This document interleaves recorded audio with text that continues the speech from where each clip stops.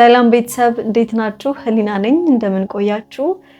ስራችሁን በጥሩ ጅማሮ እንደጀመራችሁ ተስፋ አደርጋለሁ። በዛሬ ቪዲዮአችን ደግሞ ከፕራክቲካል በተለየ ቲዮሬቲካሊ በወር 200,000 300,000 ብር እያለን የምናወራበትን ስራ ጀነራል አይዲያዎቹን አንስተን እናወራለን ማለት ነው። ከዛ በፊት ግን በዚህ ቪዲዮ ማንሳት የምፈልጋቸው ስልጠና እየሰጠው ነው የምገኘው። ስልጠናው ደግሞ ቴሌግራም ላይ ነው የሚገኘው። ስለዚህ ትላንትና ባካሄድ ነው የስልጠና ቆይታችን ላይ አብዛኛው ተማሪዎቻችን አልተገኛችሁ፣ ምናልባት ኢንፎርሜሽኑን አላገኛችሁም ይሆናል። ነገር ግን ሁሌም ቢሆን ቴሌግራማችንን መከታተል እንዲሁም ደግሞ በፕሮግራማችን መሰረት መገኘትና ስልጠና መውሰድ እንዳትረሱ።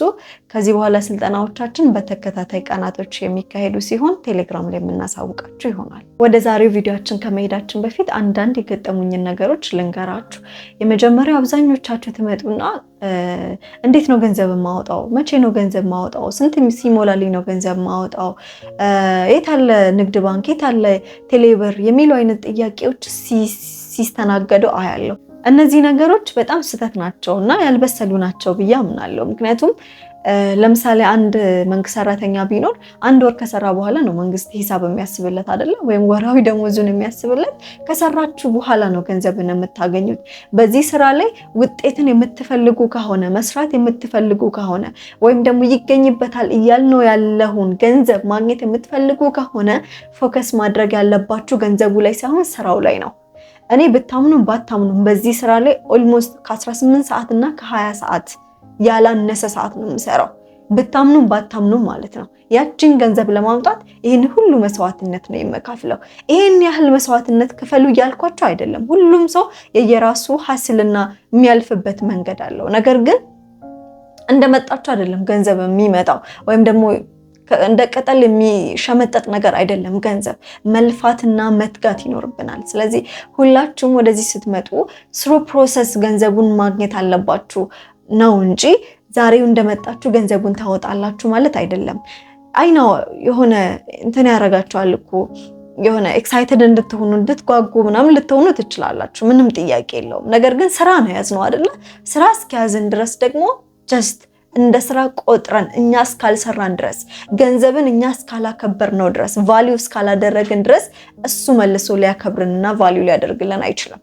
ስለዚህ እናንተ መጀመሪያ ማክበር ያለባችሁ ስራችሁን ነው። ስራችሁ ነው ገንዘብን የሚያመጣ፣ ስራችሁ ነው ስኬትን የሚያመጣ፣ ስራችሁ ነው መልሶ የሚያከብራችሁ እንጂ ገንዘቡ አይደለም እናንተን የሚያከብር። ገንዘብ ይመጣል ይሄዳል። ዋና ፎከስ መደረግ ያለበት ግን የስራው ዲሲፕሊን ላይ ነው። የቲክታክ ቪዲዮ ላይ ነግሬያችኋለሁ፣ አድካሚ ስራ ነው ብዬ ነግሬያችኋለሁ። ያ ማለት ግን ተስፋ ቆርጣችሁ እንድትሄዱ አይደለም። ድካም ያለበት ስራ ነው ማለት ገንዘብ አለበት ማለት ነው። አድካሚና ጊዜ የሚፈልግ ስራ ነው ማለት ገንዘብ ውስጡ አለ ማለት ነው። በሌላ አማርኛ መስራት እፈልጋለሁ፣ መለወጥ እፈልጋለሁ፣ ማግኘት እፈልጋለሁ፣ በየትኛውም አይነት ሁኔታ ተቋቁሜ የሚያስፈልገውን ነገር ሁሉ አወጣለሁ ብለን አትሊስት ከኪሳችን የተጠየቅነው ነገር የለም። አትሊስት ከባንካችን የወጣው ሳንቲም የለም።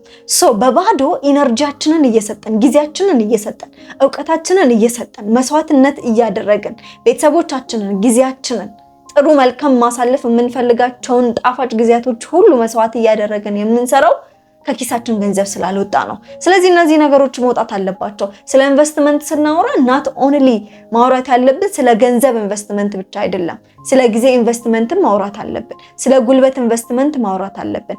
ስለ ጭንቅላት ኢንቨስትመንት ማውራት አለብን። ስለ እውቀት ኢንቨስትመንት ማውራት አለብን።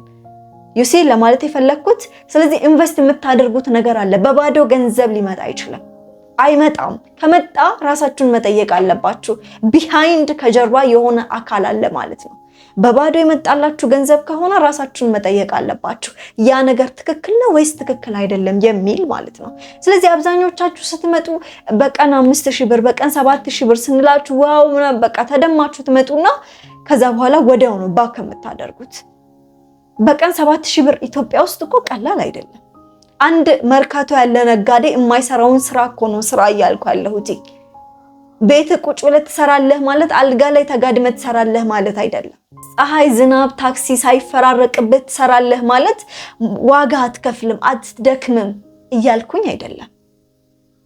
ስለዚህ ብሬን ዋሽ ማድረግ አለብን። ስለ ስራው ሚስ አንደርስታንድ አድርጋችሁ የመጣችሁ ሰዎች አሁኑን ውጡ፣ ተውት፣ ምንም አይሰራላችሁ። ነገር ግን እለወጥበታለሁ፣ እቀየርበታለሁ ብላችሁ የመጣችሁ ሰዎች የራሱ ሀስል አለው። አት ዘ ሴም ታይም ግን የምትለወጡበት፣ ህይወታችሁ የሚቀየርበት፣ ቤተሰቦቻችሁ የሚቀየርበት፣ ለትውልድ የምትሆኑበት ስራ ነው። የእውነት ነው የምላችሁ፣ እንደዛ አይነት ስራ ነው። ስለዚህ ለምታወጡት ነገር መሰሰት የለባችሁ። እውቀታችሁን መሰሰት፣ ጊዜያችሁን መሰሰት፣ ድካማችሁን መሰሰት በጭራሽ የለባችሁ ማለት ነው። መልካምሽ ወደ ዋናው ጉዳያችን ስንመጣ ስራው እንዴት ነው? እንዴት ይሰራል? የዛን ያህልስ በወር የዚህን ያህል ይገኛል ብለን የምናወራው በምን ምክንያቶች ነው ብለን ሰፋ አድርገን እንመለከታቸዋለን። የመጀመሪያውና ዋነኛው ዴሊ ታስኮች ናቸው። ዴሊ ታስኮችን በባለፈው ቪዲዮ ሰርተናል። እሱን ማየታችሁን እንዳትረሱ። ዴሊ ታስኮች እንግዲህ ወደ 21 የሚጠጉ ናቸው። አንድ ኒው ካመር የሆነ ወይም ደግሞ ኦርዲነሪ የሆነው ግለሰብ የሚሰራበትና ፕላትፎርሙን የሚለምድበት ከሌሎች ጋር ፍሬንድሺፕን የሚፈጥርበት አይነት ሁኔታ ነው የሚፈጠረው ማለት ነው። ስለዚህ ዴሊ ታስክን ብዙ ማውራት አያስፈልግም። ከዛ በኋላ ከፍ ሲል ደግሞ ሳምንታዊ አድርገን እንመለከተዋለን። ሳምንታዊ ብለን ስንመለከት በሁለት ጎራ እንከፍለዋለን። የመጀመሪያው የኤጀንሲ ኮሚሽን እና ሁለተኛው ደግሞ የሮኬት ሆስት ኮሚሽን ነው ማለት ነው። ስለዚህ የኤጀንሲ ኮሚሽንን ብንመለከት አንድ ኤጀንሲ የፕላትፎርሙ ኤጀንሲ ወይም ደግሞ ተወካይ ነው የሚሆነው። ፕላትፎርሙ ቻይና ቢሆን እኛ ያለነው ኢትዮጵያ ውስጥ ነው። ስለዚህ የፕላትፎርሙ ምንድነን? እኛ ተወካዮች ነን። ስለዚህ ከስራችን ምን እናደርጋለን? ሰራተኞችን እንቀጥራለን፣ ኢንቫይት እናደርጋቸዋለን፣ እናሰለጥናቸዋለን፣ ብቁ እናደርጋቸዋለን። እነሱ በሚፈልጉት በፓሽናቸው ልክ እነሱ ምን እናደርጋቸዋለን? እንመራና እናወጣቸዋለን ወይም እናሰማራቸዋለን ማለት ነው።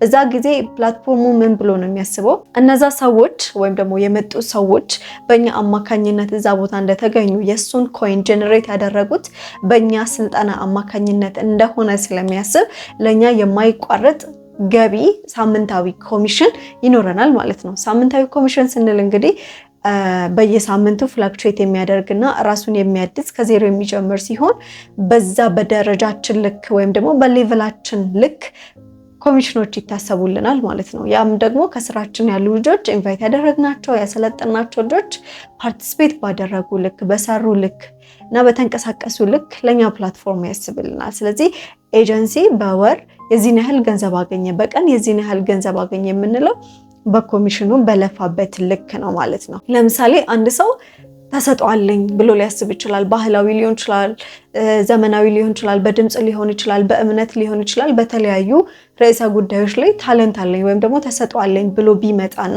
ያንን ተሰጥኦ ይዞ ማህበረሰቡ ዘንድ ቢቀርብ ወይም ደግሞ ላይቭ ስትሪም በሚያደርግበት ሰዓት ያንን ተሰጥኦን ያደነቁለትና ያወደዱት ሰዎች ጊፍት ለሱ ይሰጡታል ማለት ነው። ጊፍት በሚሰጡበት ሰዓት ላይ ምናልባት ጊፍቱን ወይ ገዝተውት ነው ወይ ደግሞ ከፕላትፎርሙ ጋር ሰርተው ዴሊ ታስኮቻቸውን ወይም በኤጀንሲ ሰርተው ሊሆን ይችላል ጊፍቱን የሚሰጡት ወይም ኮይኑን የሚሰጡት። በአንድም ይሁን በሌላ መንገድ ፕላትፎርሙ በዚህ ተጠቃሚ ነው። እሱ ላይቭ ስትሪም አድርጎ ተሰጥኦን ስላሳየ ብቻ ከፕላትፎርሙ ምን ተገዝቷል ማለት ነው? ኮይን ተገዝቷል። ከዛ መልሶ ደግሞ ለሱ ሲላክለት ደግሞ ድጋሚ የራሱን ፐርሰንት ፕላትፎርም ይቆርጣል ማለት ነው። ከዛ ስለዚህ ምን ብሎ ነው የሚያስበው ሮኬት ሆስቱ ወይም ደግሞ የታለንቱን ግለሰብ ይሄ ኮይን እንዲንቀሳቀስ ያደረግከው አንተ ነህ፣ በአንተ ምክንያት እንዲንቀሳቀስ ምክንያት ሆኗል ብሎ በየሳምንቱና ወራዊ አድርጎ ምን ያደርግለታል? ኮሚሽን ያስብለታል ማለት ነው። ምን ሲሆን ነው ግን? እሱ በሰራው ልክ ነው ያም ቢሆን የሚታሰብለት፣ በባዶ ሳይሆን የዚህን ያህል ሰርተሃል ተብሎ በሰራበት ልክ ኮይን ጀነሬት ባደረገበት ልክ ይታሰብለታል ማለት ነው። ሌላኛውና መሰረታዊ ደግሞ ወራዊ ነው። ይሄ የማይቋረጠው የወራዊ ደሞዝ የምንለው ወይም ደግሞ ቢዲ ሳላሪ ብለን የምንጠራው በወር እስከ 1500 ወይም ደግሞ ኤክስትራ ማለት ነው። ከኮሚሽናችሁ ውጪ ኤክስትራ የምታገኙት ቢዲ ሳላሪ ወደ 200 ምናምን ሺህ የኢትዮጵያ 200 ምናምን ሺህ ብር ነው። ያ ማለት ለምሳሌ እኔ አማኑኤል ሰራኝ ልበል። ከዛ እየሰራው አለፍኩት ወይም ደግሞ ኤስኤስ ገባውኝ። ኤስኤስ ስገባ በአማኑኤል አማካኝነት ነው እኔ ኤስኤስ የገባሁት ወይም ደግሞ እሱ አሰልጥኖ ብቁ አድርጎኝ ነው እውቀትን የሸመትኩት ከሱ ነው። ስለዚህ ፕላትፎርሙ ለአማኑኤል ምን ያስብለታል ማለት ነው? የማይቋረጥ ቢዲ ሳላሪ ወራዊ ደሞዝ ማለት ነው። ከቦነስ ጋራ ወደ 1500 የሚጠጋ ዶላር ያስብለታል ማለት ነው። ስለዚህ ሌላው እንኳን ኮሚሽን እንኳን ባይኖረው በኔ አማካኝነት ብቻ በቪዲ ሳላሪ አማኑኤል ስንት ያገኛል ማለት ነው? ወደ 200 ምናምን ሺህ የኢትዮጵያ ብር ያገኛል ማለት ነው። ይሄ ወራዊ ደሞዝ ብለን የምንለው ነው። ልክ ሮኬት ውስጥ ላይ እንዳልኳችሁ አንድ በታለንቱ የሚያቀርብ ሰው በየወሩ ምን ይታሰብለታል? ኮሚሽን ይታሰብለታል፣ ወይም በሰራው ልክ ፕላትፎርሙ ያስብለታል ማለት ነው። እነዚህ ናቸው። ሶስተኛው ደግሞ ጌሞች ናቸው። ጌሞች ማለት ፕላትፎርሙ ራሱ ያዘጋጃቸው የጌም አይነቶች አሉ። ለምሳሌ ላኪ ወይም ጋምብል አለ፣ ራሱ ደግሞ ጌም አለ፣ ከዛ ደግሞ ፒኬ አለ። ለምሳሌ ላኪ ብለን የምንለው ጀስት የጊፍት ምልክቷ ውስጥ ያለችዋ ስትሆን ጀስት ላኪ ነው ስሙም እንደሚናገረው።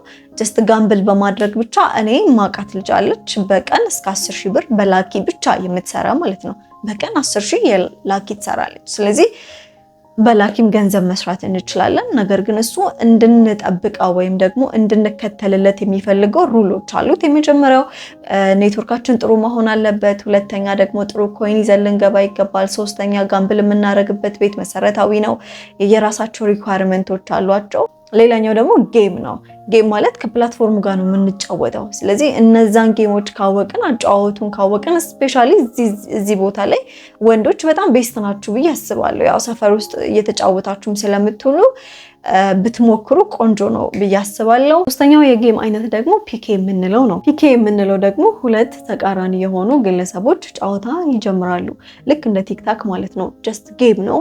ስለዚህ አንዱ እንዲያሸንፍ የአንዱ ወዳጅ ለሌላኛው ይልክለታል።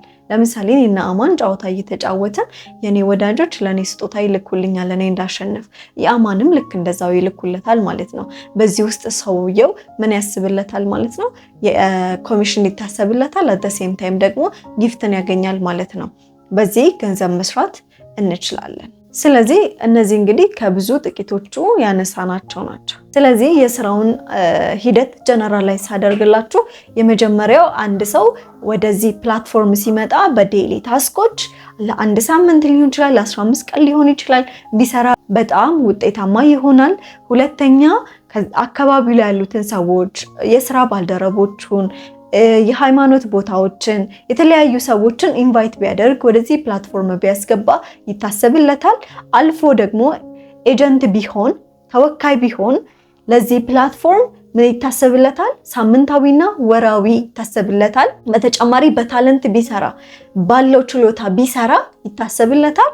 በዛው ልክም ደግሞ ወጣቶች ካላችሁ ጌም መጫወት የሚያዝናናችሁ ከሆነ ደግሞ ቅድም ባነሳሁት በላኪ በጌም እና በፒኬ ጨዋታዎች ላይ በጣም ውጤታማ መሆን ትችላላችሁ። አስ ኦልዌይስ ልላችሁ የምፈልገው ገንዘብ የሚወሰነው በእናንተ ነው። እናንተ ናችሁ ገንዘብን ማምጣትም ማስቀረትም የምትችሉት። የዕጣ ፋንታ ጉዳይ አይደለም። ገንዘብ የስራ ጉዳይ ነው። ስራችሁ ነው ገንዘብን የሚያመጣው።